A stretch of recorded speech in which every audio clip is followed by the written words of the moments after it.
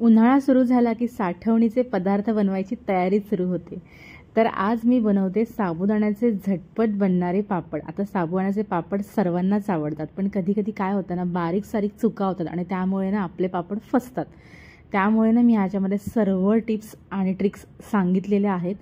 त्यामुळे हा व्हिडिओ तुम्ही संपूर्ण बघा आणि अशा छान छान रेसिपी करता स्वरूपास किचनला सबस्क्राइब करायला अजिबात विसरू नका। तर चला पटकन रेसिपीला सुरुवात करूया।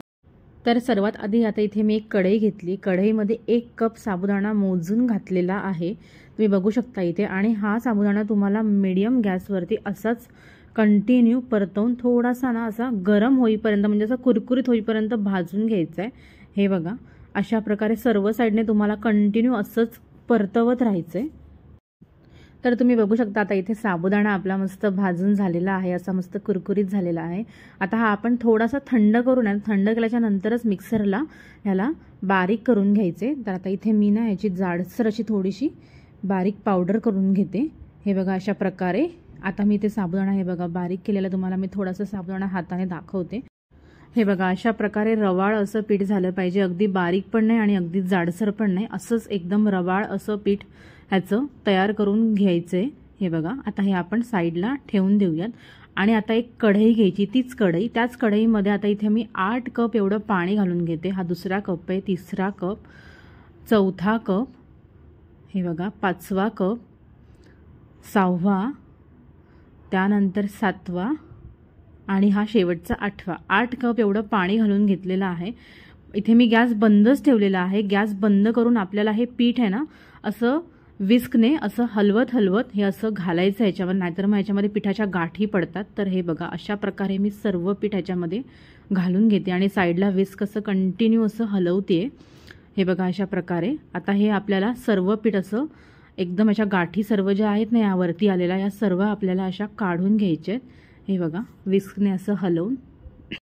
आता यामध्ये आपल्याला घालायचं आहे थोडंसं मीठ। मीठ जास्त घालू नका, कारण का पापड तळल्याच्या नंतर आहे ना ते खारट होऊ शकतं, त्यामुळे मीठ थोडंसं कमीच घालायचं आहे। त्याचबरोबर इथे मी घालते थोडंसं जिरं आणि मिरचीची बारीक केलेली पेस्ट। ही बघा मिरचीची इथे मी बारीक केलेली पेस्ट घालते।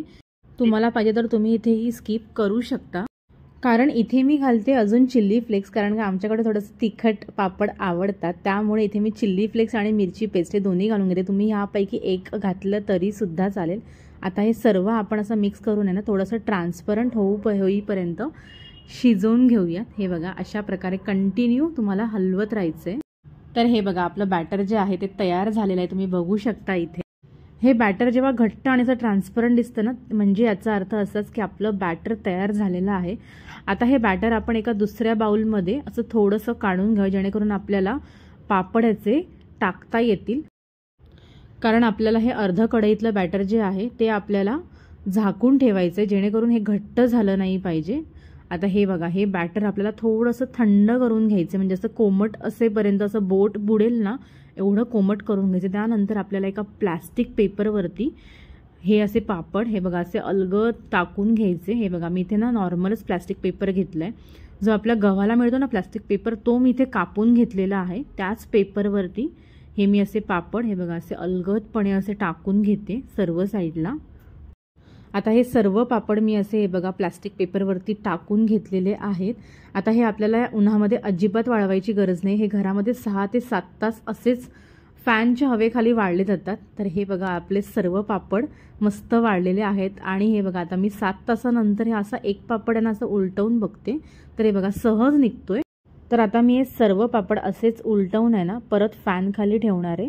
हे बघा अजून 7 ते 8 तास याला लागतील घरामध्येच असेच वाळायला फॅनच्या खाली। तर हे बघा आता हे मी घरातच वाळवून घेतलेले आहेत, केवढे मस्त वाळलेले पापड। तर हे बघा केवढे मस्त ट्रान्सपरंट आणि केवढे कलरफुल दिसतात। हे बघा सहजच असे तुटतायत। तर तुम्हाला आता मी 2-3 पापड जे ते तळून दाखवलं। तर आता इथे मी तेल गरम करत ठेवलेलं होतं।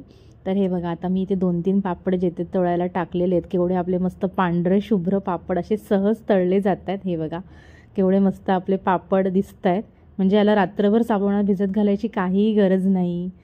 तुम्ही बघू शकता इथे उन्हात वाळवायची गरज नाही, एकदम घरातल्या घरात तुम्ही हे पापड फक्त 1 कप साबुदाण्यामध्ये बनवू शकता। हे बघा आता मी बाकीचे पण पापड जे आहेत ते थोडेसे असे तळून घेते।